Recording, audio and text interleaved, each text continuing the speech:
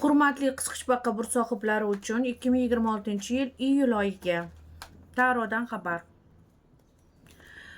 Xo'sh, iyul oyida siz qanday energiyaga ega bo'lasiz? Sog'ligingizga e'tiborli bo'ling. Ozroq charchoqni his qilasiz. Iyun oyida qilgan xatti-harakatlaringizni mevasini olishingiz mumkin. Bu narsa sizga yoqadi, lekin sog'ligingizga e'tibor qiling. Oyog'ingiz va buyragingizni davolating. Iyul oyida yana nimalar? Iyul oyida siz nimadandir cho'chiysiz yoki qarzlardan, yoki uyingizga farzandingiz uchun kelgan sovchilardan, yoki ish topishdan, yoki biron bir ish chiqadi, buni qilamanmi, yo'qmi, ikkilanishlar bo'lishi mumkin. Shunda cho'chishingiz mumkin. Cho'chimang aslo. Ha, juda ham cho'chishingiz mumkin. Buyragingizni davolating. Oyog'ingiz va buyragingizni davolating. Aynan sizga kerak. Iyul oyi sizning oyingiz, qisqichbaqalar. Va tug'ilgan kuningiz bilan hurmatli qisqichbaqalar. Yaxshiyam sizlar borsizlar. Odamlarni juda ham yaxshi tushunasizlar.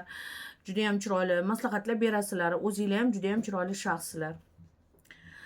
Xo'sh, kim bilandir aloqani o'rnatasiz. Kim bilandir qandaydir aloqani yoki shartnoma tuzasiz.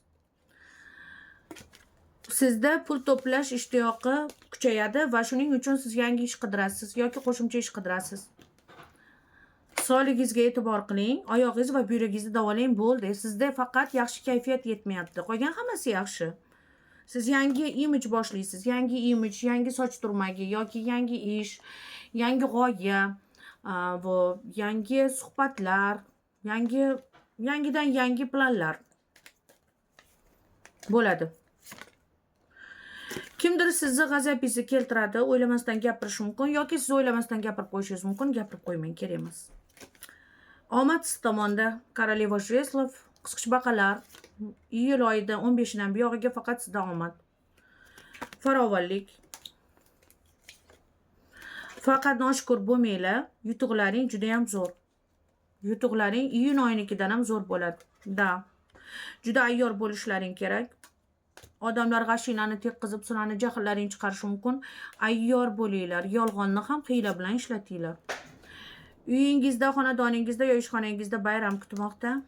Ili to'yga borasizlar yoki bayram, qandaydir bayram. Hech kim bilan konflikt bo'lmang, hech kimga nasihat qilmang iyul oyida. Ishga borib kelaverasiz, pulingiz bo'veradi, pulsiz qolmaysiz. Sizga uzoqdan xabar keladi, yordam beramiz degan xabar keladi. Hatto sayohatga chiqishingiz mumkin iyul oyida. Sayohatga qayergadir borasiz va iyul oyida bitta sekret ochiladi, sir ochiladi, lekin bugün sizga zarari yo'q. Siz bu sirdan xursand bo'lasiz. Sizda transformatsiya bo'ladi. Iyul oyi sizni butkul o'zgartiradi, imijingiz o'zgaradi, ishxona tanlash o'zgaradi. Umuman yangidan g'oya, yangi yo'nalish, yangi g'oya keladi va u g'oyani reallashtirishga harakat qilasizlar. Hammasi yaxshi.